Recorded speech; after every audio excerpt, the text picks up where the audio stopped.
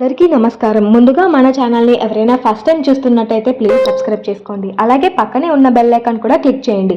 అప్పుడే మేము పెట్టే ప్రతి వీడియో మీకు నోటిఫికేషన్ రూపంలో వచ్చేస్తుంది. వీడియో చూసే ముందు ఓం శ్రీ లక్ష్మీదేవాయ నమః అని కామెంట్ చేయండి. తులసి మొక్కకు సనాతన ధర్మంలో విశేషమైన ప్రాముఖ్యత ఉంది. ఈ తులసి మొక్కను ప్రధానంగా హిందూ కుటుంబాలలో పూజిస్తారు. కొన్ని ప్రత్యేకమైన రోజులలో తప్ప ప్రతిరోజు తులసికి నీటిని కూడా సమర్పిస్తారు. మత విశ్వాసాల ప్రకారం ఇలా చేసిన వ్యక్తిపై శ్రీ విష్ణువు లక్ష్మీదేవి ఆశీస్సులు ఉంటాయని నమ్మకం. అయితే తులసి పూజ సమయంలో ఏ వస్తువులను సమర్పించడం వలన లక్ష్మీదేవి అనుగ్రహం కలుగుతుందో ఇప్పుడు మనం తెలుసుకుందాం. తులసి లక్ష్మీదేవికి సంబంధించినదని నమ్ముతారు. తులసిని విష్ణువుకు కూడా ప్రియమైనదిగా భావిస్తారు. తులసిని ప్రతిరోజు సరి అయిన పద్ధతిలో పూజించే ఇంట్లో ఆనందం, అదృష్టానికి కొరత ఉండదని నమ్ముతారు. అటువంటి పరిస్థితులలో ఇంట్లో ఆనందం, శ్రేయస్సుతో కూడిన తులసి ఆశీర్వాదాలను పొందడానికి నీటితో పాటు తులసి మొక్కకు మీరు ఏమి అందించవచ్చో ఈ వీడియోలో తెలుసుకుందాం. ఇలా తులసి అనుగ్రహం కోసం వీటిని సమర్పించడం వలన మంచి ఫలితాలను కూడా పొందవచ్చు. తులసమ్మకు నీటితో పాటు పచ్చి పాలను కూడా సమర్పించవచ్చు. గురువారం, శుక్రవారం తులసమ్మకు పచ్చి పాలను సమర్పించడం ద్వారా మీరు మరెన్నో ప్రయోజనాలను పొందవచ్చు.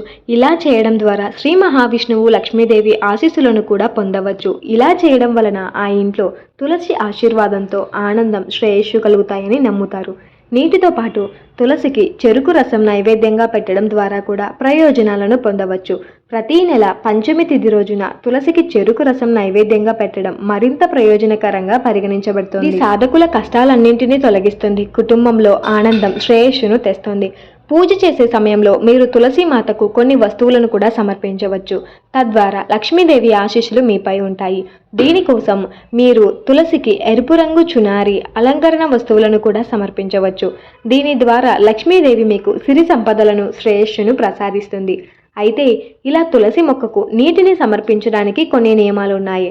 ప్రతి ఉదయం స్నానం చేసిన తర్వాత, పూజా కర్మ చేసిన తర్వాత తులసికి నీటిని సమర్పించాలి. నీటిని సమర్పించడానికి రాగి లేదా ఇత్తడి కుండను ఉపయోగించడం మరింత పవిత్రమైనదిగా పరిగణించబడుతుంది. ఆదివారం రోజు లేదా ఏకాదశి నాడు తులసికి నీటిని సమర్పించకూడదు అని నమ్ముతారు. కనుక ఈ విషయంపై ప్రత్యేక శ్రద్ధ వహించాలి. అంతేకాదు తులసి అనుగ్రహం కలగాలి అనుకుంటే పొరపాటున కూడా కొన్ని రకాల వస్తువులను తులసికి సమర్పించకూడదు. లక్ష్మీదేవికి ఆగ్రహం కలగవచ్చు. ఇంట్లో ఇబ్బందులు కూడా ఏర్పడవచ్చు. అందించిన ఈ సమాచారం, సూచనలు పూర్తిగా నిజమైనవి, ఖచ్చితమైనవి అని మేము చెప్పలేము. నిపుణుల సూచనల ప్రకారమే మేము ఈ సమాచారాన్ని అందిస్తున్నాము. వీటిని పాటించే ముందు ఖచ్చితంగా సంబంధిత రంగంలోని నిపుణుల సలహాలు తీసుకోవడం మంచిది.